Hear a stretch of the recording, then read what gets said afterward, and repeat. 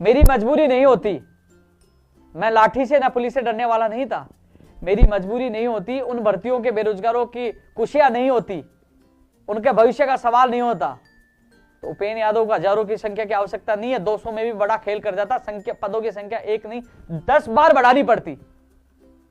वो उस दिन इतनी भीड़ थी, लाठी से नहीं डरता कि लाठी खानी तो खाता, मैं वहां से निकलता और जा पहुंचता, रुकता नहीं, लेकिन मजबूरी थी इसलिए मैंने नेतृत्व नहीं किया।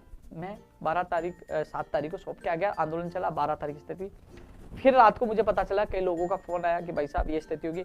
मैं रात को वापस 12 तारीख को उनके शाम उनके पास पहुंचा रात को कि भैया टेंट वाला रजाई देने के लिए तैयार नहीं, मेरी बात करो। मैंने टेंट वाले से बात की, मैं यार रजाई दे दीजिए। उनको मैंने हौसला दिया, मैंने कहा कुछ नहीं, अब 5 लोग कमेटी, मैंने 5 लोगों को तैयार किया कि ये कृष्ण कुमार है, ये कुलदीप है, 5-7 लोगों को मैंने कहा ये नेतृत्व करेंगे, आप यहाँ बैठिए, जितना सहयोग होगा मैं आपके बीच में आता रहूंगा।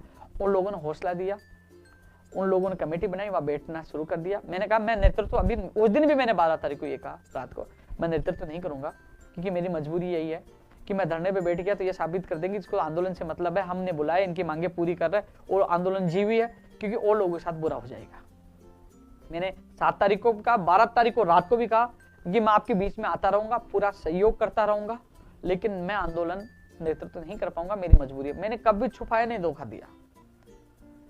वो बैठे, संख्या बढ़ी, मैं इनके बीच में रोज आता रहा। आपने तस्वीरें वीडियो देखा होगा, मैं गया, मेरा फर्ज था, मैं बीडी कल्ला जी से 4 बार मिला, उन डेलीगेशन को मिलाया ले जाके उनके सामने। आपने एक वीडियो भी देखा, एक बार सामने 12 लोगों को मिलाया, जहां विशेष शिक्षक वाले भी आए थे, पीटीआई वाले भी, 3 डेलीगेशन थे। लोगों ने, कुछ लोगों ने क्या किया कि उपेंद्र यादव तो नई भर्ती की मांग कर दिया। उपेंद्र यादव नई भर्ती का विरोध नहीं करा। भैया नई भर्ती का विरोध आज नहीं करा, न कल करूं। मैं किसी बेरोजगार का विरोध, नई भर्ती का विरोध पहले भी नहीं किया, न करूंगा। लेकिन मैंने ये नहीं कहा कि साहब इनके पद मत बढ़ाओ, नई भर्ती मत निकालो।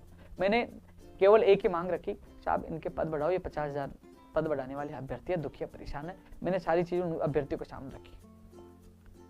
और अभी भी शकुंतला रावत जी मुझे सचिवालय मिली, मैंने कहा मैडम सुनिए, आप इग्नोर कर रहे हो, आप मंत्री जी बनते ही बदल गए। बोले ऐसी कैसी बात कह रहे हो? मैं आपके घर पे आया था, आपने बात तक नहीं की। बोले आप बताइए। मैंने कहा मैम इनके पद बढ़ा दीजिए।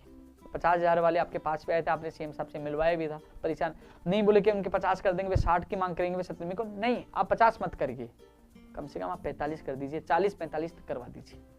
बोले मैं आपकी मांग मुख्यमंत्री जी तक मजबूती से रखूंगी। ये शकुंतला राव जी ने मुझे मंत्रालय भवन के सामने सचिवालय में कहा, मैं खुद मिल के आया था। उन्होंने ये कहा कि फिर दिए तो 60 की मांग करेंगे, 50 करेंगे, फिर 70। मेरे को नहीं, 60-70 भूलिए, 50 भूलिए, आप 40-45 कर दीजिए। कम से कम इन लोगों को, जिन्होंने तपस्या की है, संघर्ष किया, मैं आपसे निवेदन करना चाहता हूं। तो उन्होंने कहा कि मैं मुख्यमंत्री जी से मिलतू इस संबंध में। ये मुझे शकुंतला राव जी ने कहा। पीसीसी जन सुनवाई में किया, मैंने टीकाराम जूली जी से निवेदन किया, उन्होंने कहा मुख्यमंत्री जी से बात करेंगे। जिस दिन घोषणा की गई नई भर्ती की, उसके दूसरे दिन सुबह 11:30 बजे देवाराम जी सैनी जी से मैं खुद मिलकर आया, उनसे निवेदन करके आया। सीएमओ आरती मैम से मैं 2 बार निवेदन करके आया। मुझसे जहां मेरी मुलाकात अन्य भर्तियों के लिए होती है, मैं हमेशा आपका जिक्र करता हूं। मैंने ये कहा कि मैं कभी चीटिंग और धोखा देना नहीं सीखा, मैंने हमेशा सहयोग करना सीखा है। स्कूल व्याख्याता का एक आंदोलन था कि परीक्षा तिथि बढ़ाओ, मैं एक बार भी नहीं गया, क्योंकि मैं उस आंदोलन में समर्थन में नहीं था, तो नहीं गया। जिस मांग को लेकर मैं समर्थन में नहीं होता, तो मैं एक बार भी नहीं जाता, ना ट्वीट करता, ना पोस्ट डालता उस संबंध में। आपके लिए मैं हमेशा ट्वीट भी गया, बीच में भी आया हूं, और हर व्यक्ति से, आप बताइए किसी भी व्यक्ति ने इतनी बात करवाने की कोशिश की? मुख्यमंत्री जी से मैंने बात करवाई, कुलदीप राका जी से मैंने बात करवाई, आरती मैम से मैंने बात करवाई, बीडी कल्ला से 4 बार मिला। हर जगह मैं आपके डेलीगेशन को ले जाकर आपकी मांग को लेकर मजबूत उठाई, बात करवाई।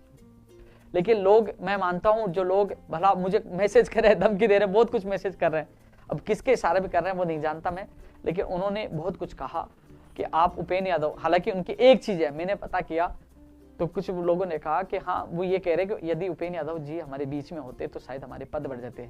मैं धन्यवाद देना चाहूंगा, आपका इतना आत्मविश्वास मेरे ऊपर था, लेकिन साथ ही मेरी मजबूरी थी, मेरी मजबूरी कारण न आ पाया, ना आ पाऊंगा, आगे भी नहीं आ पाऊंगा। लेकिन मैंने मुख्यमंत्री जी से स्पेशल आप लोगों के लिए समय मांगा है। यदि मुझे समय दिया जाता है, यदि मुझे समय दिया जाता है, तो मैं आपके लिए, मुझे हाथ जोड़ना पड़े, चाहे मुझे पैर पकड़ना पड़े, मैं एक बार फिर आप लोगों के लिए निवेदन करूंगा, क्योंकि शिक्षा विभाग में आज भी पद खाली है।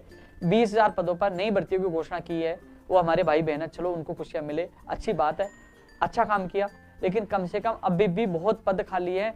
15, आप 20,000 पद नहीं बढ़ा सकते हो, कम से कम 45,000 पद कर दीजिए, इतने पद बढ़ सकते हैं। ये मैं पूरा निवेदन करूंगा, हाथ जोड़ के निवेदन, जिस भी मंत्री से मेरी मुलाकात होगी और मुख्यमंत्री जी से मैंने समय मांगा है, मेरी मुलाकात होती है तो मैं हाथ जोड़कर आपके लिए निवेदन करूंगा। मैं इतना वादा कर सकता हूँ, मैं प्रयास कर सकता हूँ। हाँ, मैं जिद नहीं कर सकता, हाँ मैं अनशन नहीं कर सकता। एक लड़का कह रहा है कि भाई आ जाओ अनशन पे बैठ जाओ, मेरा ऑडियो वायरल किया उन लोगों ने, क्योंकि यार आप इतने कॉल करोगे, इतने मैसेज करोगे, कई लोग, क्योंकि कई लोग अच्छी सभ्य भाषा में बात करते हैं, कुछ लोग कहते हैं हमारे साथ राजनीति कर ली, हमें धोखा दे दिया, हमें क्या क्या पता नहीं क्या क्या बोलते थे। इसलिए मैंने कई बार इतना गुस्सा आता, मैंने धोखा क्या दे दिया, मैंने 7 तारीख को भी ये कहा था, 12 तारीख को भी ये कहा था। हाँ, एक चीज जगह मुझे बुरा लगा, आप गलत हो। कहाँ गलत हूं मैं आपको बता दूं। जब दीपावली दशहरा हम बना रहे थे, मैंने, आपके देवेंद्र ने मेरे वीडियो डाले, आप उनके यूट्यूब चैनल में देख, मैंने खूब कहा भाइयों आ जाओ, भाइयों आ जाओ। मैंने लखनऊ से भी डाले, शायद 200 लोग भी आप लोग आ जाते तो हम लखनऊ से वापस नहीं लौटते। लखनऊ से जब हम लोगों ने सहमति कब बनी कि संख्या कम होती जा रही थी, सब लोगों ने कहा कि हमारे गए, तो 6 लोग थे, बोले हमारे भी 4 लोग जा रहे हैं। लास्ट में सबकी मजबूरी थी, वहां वापस आना पड़ा। काश उस समय समझौते से पहले हमारी भीड़ होती तो परिणाम बहुत कुछ अलग होता, लेकिन उस समय आप आए नहीं। अब समझौता हो गया, आंदोलन खत्म हो गया, अब जाके वहां बैठ जाऊं तो मीडिया भी कह दे कि उपेंद्र यादव कल तो समझौता करके आया था, आज आके बैठ गया। मेरी भी इज्जत नहीं बचती, सवाल उठते। लेकिन और बेरोजगारों के भविष्य, जिनके 9-9 साल बाद उनको न्याय मिलने वाला है, साथियों, उनका भविष्य बचाने के लिए ही मैं नेतृत्व नहीं कर पाया। मुझे पता है कि कई लोगों को ठेस पूछी है, कई अभिभावक हैं, कई परिवार, उनसे मैं माफी चाहता हूँ। मेरी मजबूरी यही थी। मैंने पहले दिन भी 7 तारीख को भी ये कहा था। आपको लगता है कि ये मैं तब कहता कि मैं आंदोलन का नेतृत्व कर लेता और फिर भाग जाता, तब कहता कि उपेंद्र यादव ने धोखा दे दिया। मैंने तो नेतृत्व समझौता होने के बाद 7 तारीख को ही मैंने मना कर दिया था। आप लोगों ने स्वीकारा था, आप लोगों ने कहा मैं एक जगह कर दो, मैंने कर भी दिया था काम।